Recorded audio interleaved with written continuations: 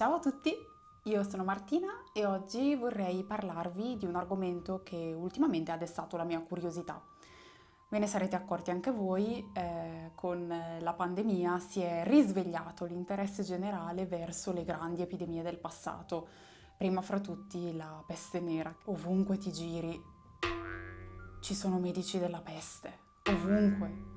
Magari vi interesserà sapere che l'iconico costume del medico della peste è nato soltanto all'inizio del Seicento e non fu poi così diffuso come oggi potremmo pensare, anche se è talmente affascinante e caratteristico che ormai è entrato nell'immaginario comune. Dunque, tutti sanno che nel becco della maschera ci si mettevano erbe, spezie e profumi che dovevano neutralizzare i miasmi a cui ai tempi si imputava il contagio. Però esattamente che cos'erano questi profumi? Cosa c'era dentro? Avevano qualche effetto? Dentro c'era di tutto. Una delle pozioni più strane che venivano messe all'interno del becco della maschera era la cosiddetta teriaca. Questa parola deriva dal greco teriake, che significa rimedio contro il morso di animali velenosi. Infatti la teriaca nacque come panacea verso gli avvelenamenti. La teriaca giunse fino al XVI secolo, ancora al culmine della sua popolarità, anche se naturalmente con molte varianti di composizione dovute prevalentemente alle esigenze e al gusto personale. La teriaca più famosa è sicuramente quella veneziana. Era preparata un po' in tutta la penisola in realtà, ma a Venezia si preparava quella di miglior qualità poiché era molto più semplice reperire tutti gli ingredienti che arrivavano tramite i commerci dall'Oriente. E appunto in città la preparazione di questo farmaco era una celebrazione pubblica che avveniva sulle vie della città. E ancora oggi è interessante poter vedere i segni lasciati dai grandi mortai in bronzo che servivano appunto a questo scopo. Gli ingredienti che componevano questo farmaco potevano essere anche più di 80, ma le versioni più diffuse ne avevano circa 60. I più importanti erano due. Il primo erano i trocici cosiddetti di vipera, ossia delle sottili pastigliette di carne di vipera impastata con del pane grattugiato. Lo so, è inquietante.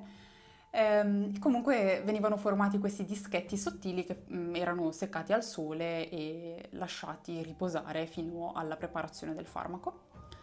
Mentre il secondo ingrediente era oppio in grandissime quantità, che appunto probabilmente era il maggior responsabile dell'effetto cosiddetto curativo della teriaca. Fra i tanti ingredienti che componevano questo farmaco possiamo elencarne alcuni, ad esempio zenzero, rosa, zafferano, cannella, sali del Mar Morto, incenso, mirra, canfora, noce moscata, miele, vino. Leggenda narra che nel Medioevo contenesse persino polvere di mummia. Curativa.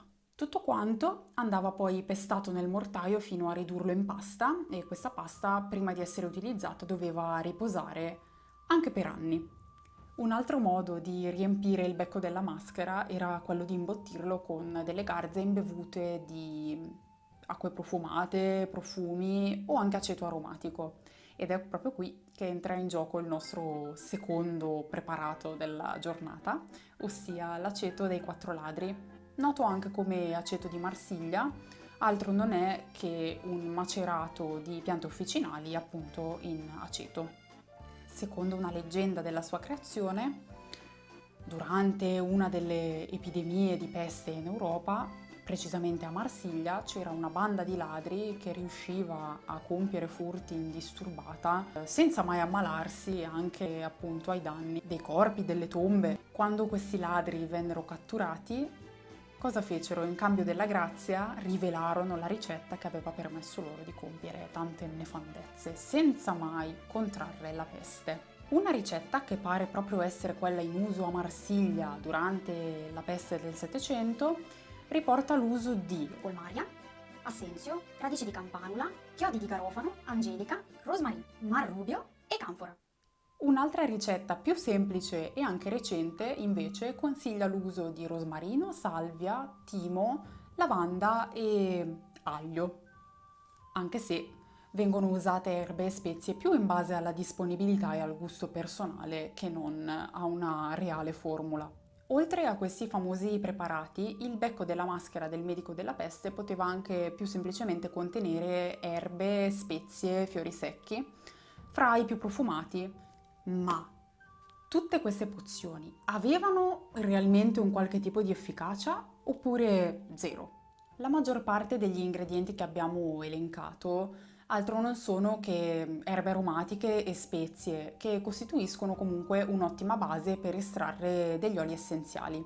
Sono dei complessi composti volatili che vengono sintetizzati dalle piante generalmente per difesa nei confronti dei microrganismi. A seconda della loro composizione possono avere un effetto batteriostatico, ossia di inibizione della crescita dei batteri, oppure battericida, ossia proprio quello di uccidere i batteri.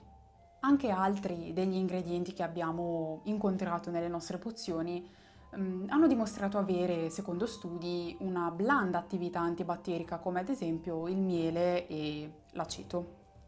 Nonostante ciò, è abbastanza improbabile che infilarseli nel becco o anche ingerirli in piccole quantità potesse avere un reale effetto nel combattere la peste. Anzi, noi oggi sappiamo che la maggior parte della responsabilità del grande numero di contagi erano le scarsissime condizioni igieniche che nei secoli passati erano la normalità in Europa. Sicuramente però i farmaci del passato hanno sempre offerto degli ottimi spunti di studio per la moderna scienza. Polvere di mummia a parte? Nel caso in cui voleste approfondire, vi lascio alcuni link interessanti in descrizione e se volete sentirmi parlare di qualche argomento in particolare, lasciatemi pure un commento con dei suggerimenti. Per oggi direi che è tutto e ci vediamo alla prossima. Ciao!